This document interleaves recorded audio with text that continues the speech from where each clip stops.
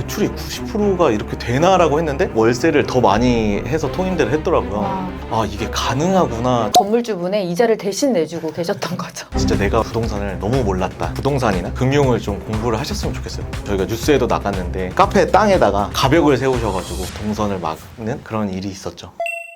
안녕하세요. 위파인드 정유주입니다. 김종영 대표님을 모셔왔는데 자기소개 한 번만 다시 부탁드리겠습니다. 성수동 영보스 채널을 운영하고 있고 성수동에서 지금 F&B 매장들을 직접 만들고 운영하고 있는 김종영입니다. 좀 예민할 수 있는 질문이긴 한데 운영하는 매장에서 매출은 어느 정도 나오는지 말씀해 주실 수 있을까요? 카페 3개 해서는 2억 이상씩 나오고 있다고 보시면 될 것 같고 식당들은 두 개 합쳐서 한 7, 8천 정도 나오는 것 같아요. 2020년도에 성수동에 매장을 여러 개 오픈을 하셨는데 어떻게 오픈하시게 됐는지 한번 설명해 주시면 좋을 것 같아요. 사실 코로나가 이렇게 커질 줄 모르고 계약을 했었는데 코로나가 이제 점점 심해지면서 길이 좀 쉬었어요. 어떻게 이제 운영을 하겠다고 조정을 해가지고 원하는 건물에 들어가서 저희가 이제 시작하게 된 거죠. 처음에는 다들 걱정했어요. 네. 젊은 애들 와서 이거 너 임대료 낼 수 있겠냐, 장사 잘할 수 있겠냐 이러면서 너네 뭐 할 건데 해서 막 PPT를 내라고 하셨었어요. 설득하는 과정이 필요했었는데 지금은 오히려 좀 인테리어 지원해 줄 테니까 들어오겠냐, 아니면 뭐 수수료로 하자, 좀 이런 식으로 하시다 보니까 좋은 조건에서 이제 사업을 할 수 있게 된 거죠.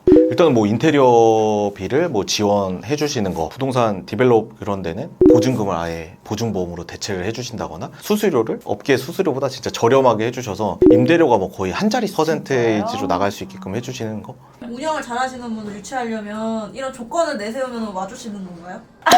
근데 저희가 조건이 아무리 좋다고 해서 사업성이나 상호 간에 윈윈이 안 되면 안 들어가요. 저희만 득볼 거면 어떻게 보면 그것도 또 사기꾼이 될 수도 있으니까 그 자리에서 저희도 매출이 잘 나오고 수수료를 받았을 때도 좀 원하는 수치가 나올 수 있는 그런 매장을 골라서 들어가려고 하고 있어요. 지금 직접 운영도 하시지만 네. 이제 앞으로는 그 위탁 운영이라든지 이런 것도 방향성을 제시해 주셨잖아요. 네. 그거에 관해서도 한번 설명해 주실 수 있을까요? 요즘 그런 문의나 요청이 너무 많이 오다 보니까 좀 상생해서 성장할 수 있다고 하면 저희도 적극적으로 올해는 해보려고 노력하고 있습니다. 요즘에 그런 컨설팅 문의가 많이 온다고 생각하세요? 공실이 많다 보니까 그런 문의가 더 많이 오는 것 같아요. 그리고 컨텐츠가 부동산 쪽에서도 중요하다고 많이 느끼시다 보니까 들어오더라도 좀 괜찮은 브랜드를 좀 왔으면 좋겠다 그렇게 많이 느끼셔서 더 연락이 오시는 것 같다는 생각이 들어요. 건물주분께서는 어쨌든 좋은 임차인이 들어오면 건물 가치가 상승하기 때문에 저번에 성수동에서 구우키씨 들어간 그 건물도 대표님이 입점을 하자마자 건물이 매각이 됐잖아요. 궁금한 게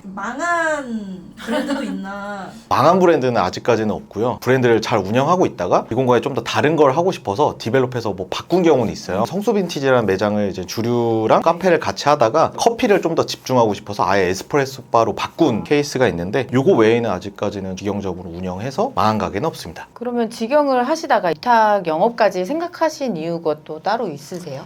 일단은 저희 같은 케이스도 초반에 네. 이제 주변 분들이 도와주셔서 저도 창업을 하게 됐었다 보니까 어떻게 보면 그거 자체도 저한테 이제 위탁을 맡겼다고 저는 생각을 해서 이런 것도 충분히 가능하겠다라는 생각이 있었고 주변에서 이제 컨설팅을 맡겼다가 그래도 한 1년 동안은 좀 관리해달라 이런 요청들이 있으셔서 저희가 이제 그런 거를 몇 번 하니까 의뢰를 한번 받아볼까 생각을 하고 있는 중입니다. 위탁 운영이 정확히 어떤 시스템이고 어떤 플로우로 이루어지는지 설명 좀 해주실 수 있을까요? 위탁 운영의 개념은 위탁시켜서 그 수탁자가 모든 걸 다 운영한다고 보시면 돼요. 어떻게 보면 그냥 투자자의 개념이 되시는 거죠. 매장을 차리는 걸 투자를 해주시면 저희가 A부터 Z까지 인사 채용부터 모든 지출, 수입 이런 걸 다 관리를 해서 보고하는 시스템으로 돌아간다고 보시면 될 것 같아요. 너무 쉽게 설명해 주셔가지고 불친절하면 다음 이용하기가 좀 이어지지가 않더라고요. 그쵸. 직원 관리는 따로 하시나요? 하긴 하는데 사실 이게 사람이 하는 일이다 보니까 쉽지는 않아요. 너무 바쁘고 손님은 막 몇백 명씩 몰아치는데 항상 웃으면서 기계처럼 할 수가 없잖아요. 사람도 감정이 있으니까. 그래서 저희 같은 경우는 좀 약속하는 게 적정 매출을 달성을 하면 뭐 일찍 닫는다든지 만약에 휴식 시간을 제대로 못 가지면 마감 시간을 좀 당겨서 컨디션 회복을 할 수 있게끔 그런 걸 계속 도입을 하고 있고 좀 잘 나오거나 이러면 좀 챙겨주려고 하다 보니까 직원들이 그래도 일할 때는 열심히 하자 이런 게 좀 있는 것 같아요. 만약에 주말 같은 경우 4시에 다 팔았어. 그럼 4시에 일단 솔드아웃하고 마감한다고 보시면 돼요. 투자한 건물주 입장에서는 많이 팔수록 좋은 거니까 더 팔았으면 좋겠다는 생각 할 수도 있잖아요. 그럴 수도 있는데 사업 타당성을 했을 때 목표 매출을 달성했다는 전제에 하거든요. 네. 그렇기 때문에 그 이상을 했을 때 어떻게든 인력이 더 투입돼야 되거나 아니면 뭔가 소스를 더 투입을 해야 돼요. 지출이 많아지거든요. 결국에는 매출은 뭐 1,000만 원 높아져도 내가 가져가는 건 똑같거든요. 이럴 거면 차라리 스트레스 덜 받고 다 같이 즐겁게 일할 수 있고 좀 더 오래 일할 수 있게끔 맞추는 게 저는 더 도움이 된다고 보고는 있어요. 실제로 퇴사율이 어떤가요? 단기 근속자가 좀 많아요. 각 매장별로 오픈 멤버들이 다 남아 있었고, 최근에 저희 오투칠 카페는 매니저님이 4년 넘게 일하시다가 창업을 하셨고, 운영하시면서 힘들었던 점은 없으셨어요? 최근에 이제 제가 겪은 일인데, 건물주분들이랑 좀 이슈가 생기면 불강력적인 게 있다 보니까 좀 많이 힘들었던 것 같아요. 보신 분들도 있을 수 있겠지만 저희가 뉴스에도 나갔는데, 식당 카페를 이제 옆에 하는데 식당 건물주께서 카페 땅에다가 가벽을 세우셔가지고 동선을 막는 그런 일이 있었죠. 본인 소유가 아닌 건물에서 임대를 하시면서 지금 운영을 하고 계시는데 이제 내가 건물을 사야겠다 이런 생각이 혹시 드시는지. 최근에 진짜 강력하게 들고 있고, 기존에 이제 너무 저희가 초기에 들어갔다 보니까 건물주분이 임대료를 더 올리고 싶으셔서 하는 경우들이 있는데, 이거 겪으면서 진짜 건물을 꼭 사야겠다는 생각도 있었지만 진짜 내가 부동산을 너무 몰랐다, 알았으면 좀 진작에 했을 텐데, 그런 생각을 진짜 많이 했었어요. 장사를 하시는 분들이 있잖아요. 그런 분들께 조언을 해주실 말씀이 조금 있으실까요?